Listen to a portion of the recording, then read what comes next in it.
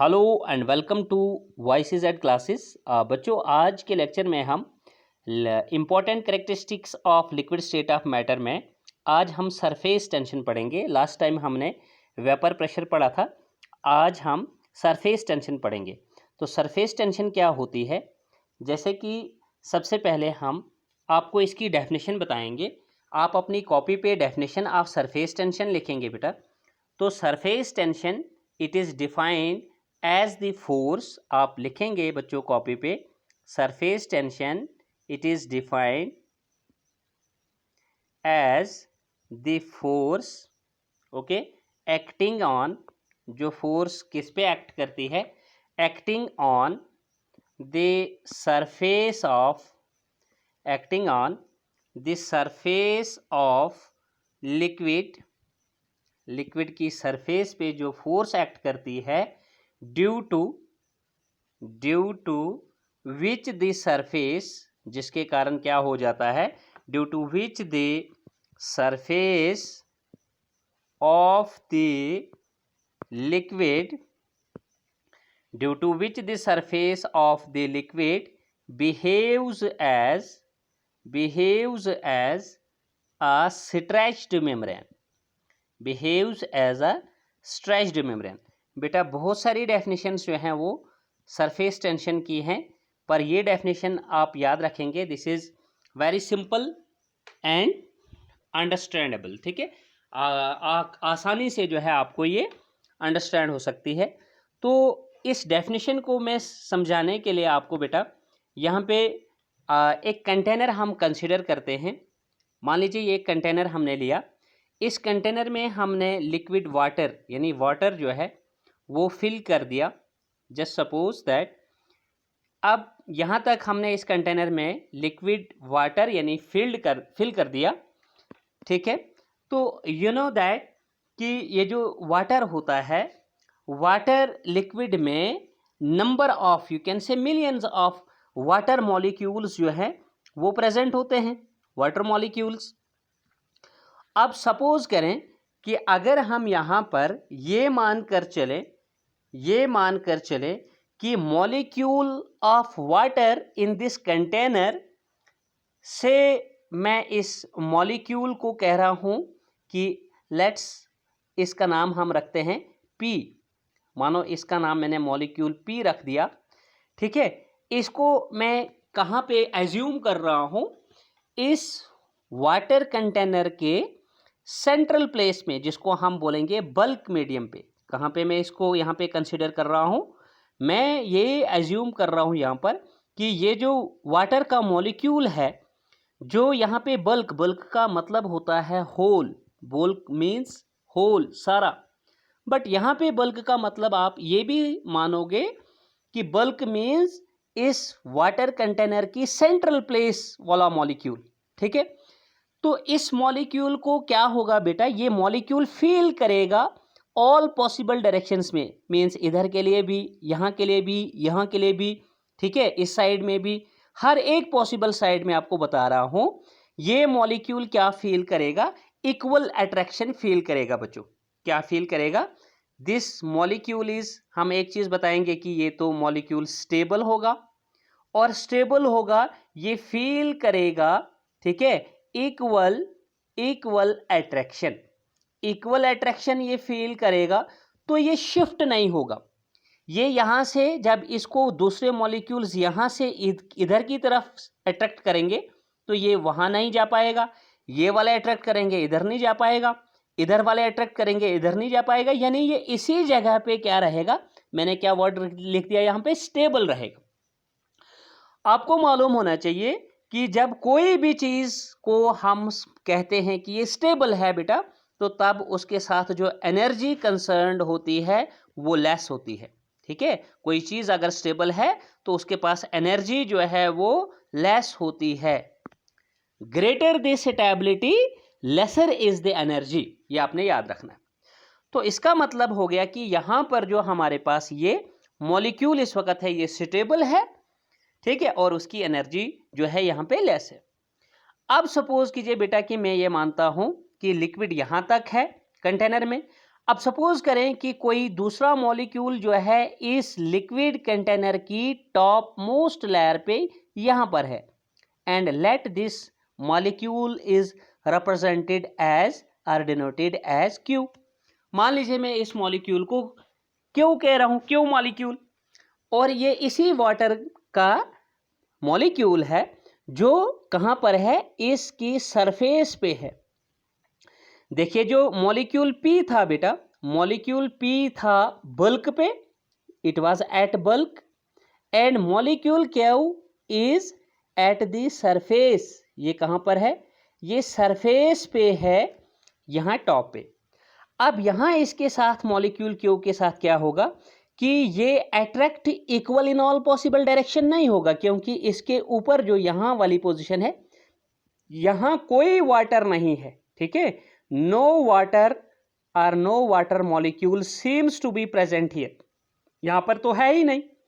इसका मतलब ये मॉलिक्यूल जो है ये यहां नीचे की तरफ और इधर की तरफ, जो मैं ये डायरेक्शंस दिखा रहा हूं, इनकी तरफ जो है ये यहां से अट्रैक्ट होगा, यानी ये नीचे इनकी तरफ जो है, जिसको हम बोलेंगे कि दूसरे वाटर के मॉलिक्यूल्स जो इसके नीचे आएंगे ये इसको अपनी तरफ पुल करेंगे। समझ आ रही बात? लेकिन यहां पर क्या होगा कि ये स्टेबल नहीं होगा। अगर ये स्टेबल होता तो यहीं पे रह जाता, लेकिन इसकी वजह से क्या होगा, जो ये लेयर होगी, जो ये सरफेस है वाटर की यहां पर इस कंटेनर में, इसको इसकी स्ट्रेचिंग होगी।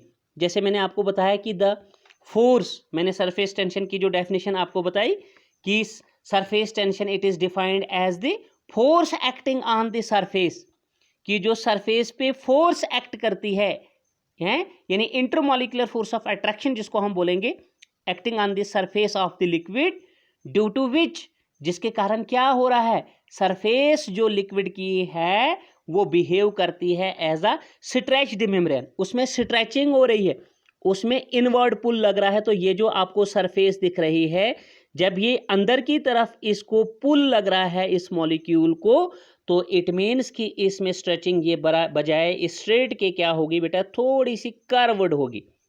यानी ये पॉइंट्स अगर हम ऐसे मिला दें तो ये स्ट्रेट थी, लेकिन इसमें क्या होगा, अब जब इनवर्ड पुल होगा इसमें, तो इसमें स्ट्रेचिंग होगी, ये अंदर की तरफ थोड़ी क्या हो जाएगी, मतलब दूसरे मॉलिक्यूल जो यहाँ पे होंगे वो उसको अपनी तरफ नीचे की तरफ खींचेंगे, पुल इनवर्ड, जिसको इनवर्ड पुल हम बोलेंगे। इनवर्ड मीन्स अंदर की तरफ, तो इसकी स्ट्रेचिंग होगी बेटा। स्ट्रेचिंग आप समझते हैं कि ये देखिए, अगर हम जनरली देखें तो ये इस तरह से थी, तो हम बोलेंगे ये कुछ इस तरह से हो जाएगी, ठीक है, मतलब ये अंदर की तरफ, अंदर की तरफ ये जो सरफेस है मॉलिक्यूल की, लिक्विड की, ये जो है इनवर्ड पुल फील करेगी इस तरह से। तो इसी इनवर्ड पुल को हम सरफेस टेंशन कहते हैं। समझ आ रही है आपको बात?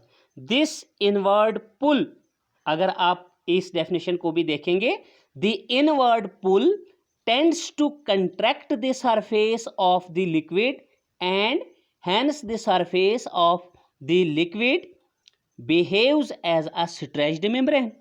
तो ये इनवर्ड पुल जो यहाँ पे बेटा फील होगा किसको, सरफेस ऑफ द लिक्विड को, उस इनवर्ड पुल से, ठीक है, ये कॉन्ट्रैक्ट होगी, मतलब इसमें डिक्रीज आ जाएगी, ठीक है, ये यहाँ पे जो सरफेस होगी लिक्विड की ये कॉन्ट्रैक्ट हो जाएगी।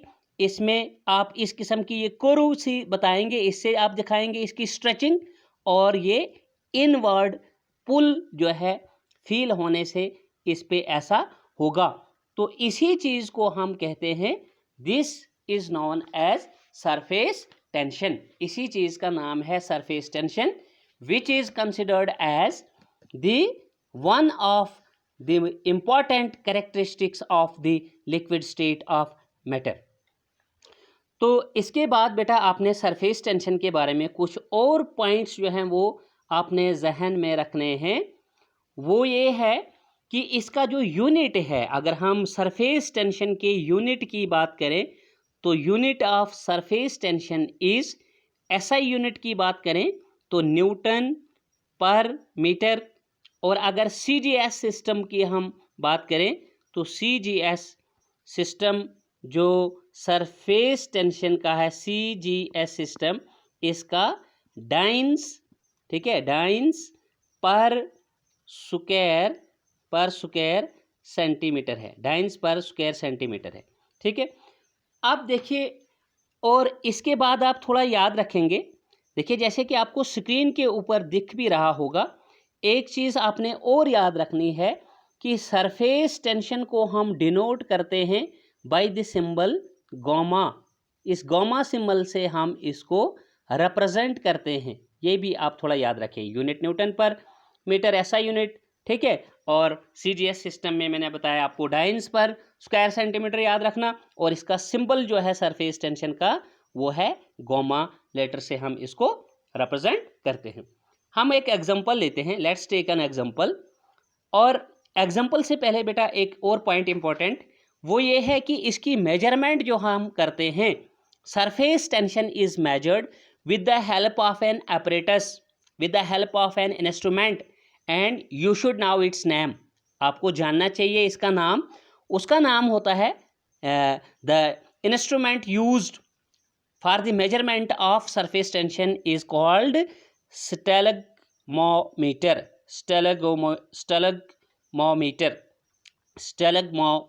स्टेलगमोमीटर, ओके। तो stalagmometer is the unit, apparatus which is used for the measurement of this surface tension। बेटा ये आपने याद रखना है, स्टेलगमोमीटर, ओके। चलिए ठीक है। इसके बाद आपने थोड़ा सा ये ध्यान में रखना है, जहन में रखना है कि एक एग्जांपल हम लेते हैं सरफेस टेंशन की बेटा, कि for example surface tension of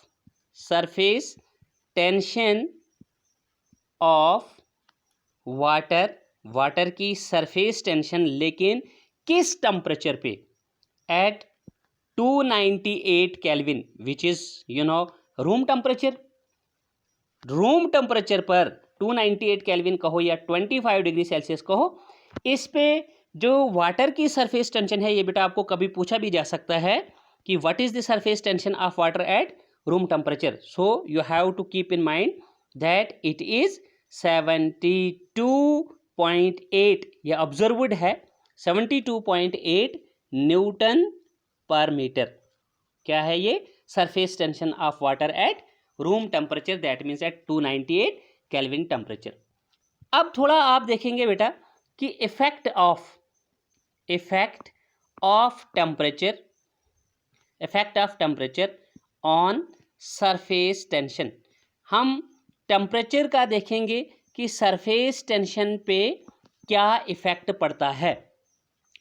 तो अगर टेम्परेचर का हम सरफेस टेंशन पे इफेक्ट देखें तो आपने यहाँ पे याद रखना है surface tension, okay, surface tension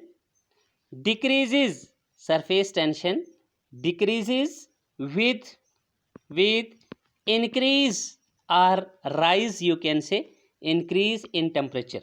क्या मतलब हो गया कि सरफेस टेंशन जो है वो डिक्रीज होती है अगर हम टेम्परेचर इंक्रीज करें। यानी अगर आपने वाटर यानी लिक्विड का टेम्परेचर अगर आपने राइज किया, अगर आपने टेम्परेचर बढ़ाया, तो जो सरफेस टेंशन है वो डिक्रीज हो सकती है। देखिए मैं आपको इस चीज़ को बताऊं, मान लीजिए कि ये आपका कंटेनर है, यहाँ पे स्ट्रेचिंग हो रही थी सरफेस ऑफ द लिक्विड की, यानी सरफेस टेंशन शो हो रही थी, लेकिन आप कंटेनर को अगर नीचे से हीट कर रहे हैं, यानी हीट करने का ही मतलब तो हो गया कि आप टेम्परेचर इंक्रीज करने लगे हैं। तो मालूम होगा आपको कि टेम्परेचर इंक्रीज करने से उस स्टेट ऑफ मैटर, यानी जो ये हमारे कंटेनर के अंदर इस वक्त लिक्विड है यानी वाटर है, इसके मॉलिक्यूल्स में काइनेटिक एनर्जी इंक्रीज होने लगेगी और ये यहाँ से ऊपर की तरफ जो है वो भागने लगेंगे। आप नीचे से हीट कर रहे हो, ये ज़्यादा एनर्जी से इनकी काइनेटिक एनर्जी बढ़ जाएगी और ये यहाँ से मूव करने लगेंगे, जिसकी वजह से जो स्ट्रेचिंग हो रही थी वो स्ट्रेचिंग अब वापस हो जाएगी, यानी ये इनवर्ड पुल जो था ये आउटवर्ड होता चला जाएगा। तो what does this mean in another words? It means that surface tension decreases. That's why we say that the surface tension decreases with increase in temperature. That means you have to keep in mind that surface tension is inversely proportional to आपने याद रखना है surface tension is inversely proportional to temperature, it is inversely proportional to the temperature. Okay, ये आपने याद रखना है। तो इसी तरह से अगर आप बताएंगे कि अगर सर टेम्परेचर हम क्या कर लें, टेम्परेचर हम डिक्रीज करें तो फिर सरफेस टेंशन जो है वो डेफिनेटली इंक्रीज होगी। ये है इनवर्सली प्रोपोर्शनल का मतलब कि अगर हम एक चीज़ इंक्रीज करें तो दूसरी चीज़ डिक्रीज होती है, या अगर एक डिक्रीज करें तो दूसरी इंक्रीज होती है। यानी अगर हम टेम्परेचर इंक्रीज करें सरफेस टेंशन डिक्रीज होगी, और अगर टेम्परेचर हम डिक्रीज करें तो सरफेस टेंशन इंक्रीज होगी। तो दूसरी चीज़ आप ये जहन में रखेंगे, ठीक है, कि सरफेस टेंशन जो है it differs from liquid to liquid. ये आप नहीं कहेंगे कि ये हर एक लिक्विड में जो है, ठीक है, ये सरफेस टेंशन जो है एक ही जैसी होगी, इसका मेजरमेंट जो है वो सेम आता जाएगा, नहीं। The surface tension that means it, जिसके लिए मैं लिख रहा हूं differs, it differs from liquid to liquid, ठीक है, ये लिक्विड टू लिक्विड जो है वो वेरी करती है सरफेस टेंशन, ठीक है बेटा। तो सरफेस टेंशन के साथ जो है आप याद रखेंगे कि एक छोटा सा मैं बताऊंगा, हमने टॉपिक यहाँ पे इसके साथ कर लेना है, लेकिन मैं चाहता हूँ कि वीडियो ज़्यादा लंबी ना हो, तो इसमें हम बेटा सरफेस टेंशन ही रखेंगे। तो सरफेस टेंशन का ही एक आप बताएंगे कि important phenomena surface tension explain करती है, जिसे हम कहते हैं कैपिलरी एक्शन। क्या कहते हैं? Capillary action. तो कैपिलरी एक्शन और स्फेरिकल शेप ऑफ लिक्विड हम नेक्स्ट लेक्चर में पढ़ेंगे। तो आज के लेक्चर में इतना ही। आई होप कि पूरा लेक्चर आपको बेटा समझ में आ गया हो। तो मैं बार बार आपसे रिक्वेस्ट करता हूँ कि ये पैंडेमिक पीरियड चल रहा है, हम लोग आप बच्चों के लिए काफ़ी मेहनत से ये लेक्चर्स बनाते हैं, तो प्लीज़ इनको यूं ही आप वेस्ट ना करें, आप इनको फर्स्ट टू लास्ट जो है देखें, कंसंट्रेशन के साथ कंसंट्रेशन आप मेंटेन रखें इन वीडियो लेक्चर्स को देखते समय, तो डेफिनेटली जो है आपको ये समझ में आएंगे। हाँ, इन केस अगर आपको कोई दिक्कत होती है समझने में, कहीं पे कोई परेशानी होती है समझने में, तो आप हमें कमेंट करके बेटा पूछ सकते हैं। तो आज के लेक्चर में इतना ही। Good bye, take care, stay fit and stay safe.